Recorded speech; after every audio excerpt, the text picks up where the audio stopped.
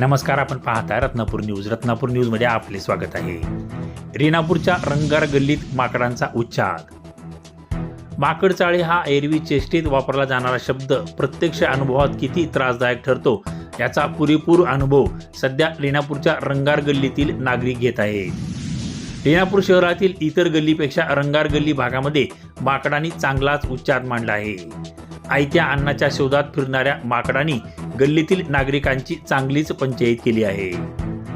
रेणापूर शहरातील इतर भागातील काही गल्लीचा अपवाद वगळता रंगार गल्लीत माकडे नागरिक वस्तीत असल्याने त्यांनी लोकांना सळो की पळो करून सोडले आहे. अनेक भागात माकडांचा त्रास वाढला आहे. या उच्छादास मुख्यतः लोकांकडून दिले जाणारे खाद्यपदार्थ कारणीभूत असल्याचे सांगितले जाते. जंगलात खाद्यासाठी हिंस्र पाण्यापासून बचाव करण्यासाठी संघर्ष करण्याऐवजी आयत्या मिळणाऱ्या अन्नावरील माकडांची भिस्त वाढली आहे.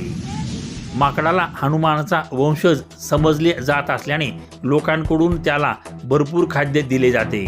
त्यात वेफरसारख्या फास्ट फूडचाही समावेश असतो. अशा घातक सवयी लागल्याने माकडांचा त्रास वाढत असल्याचे रेणापुरातील रहिवाशांनी सांगितले.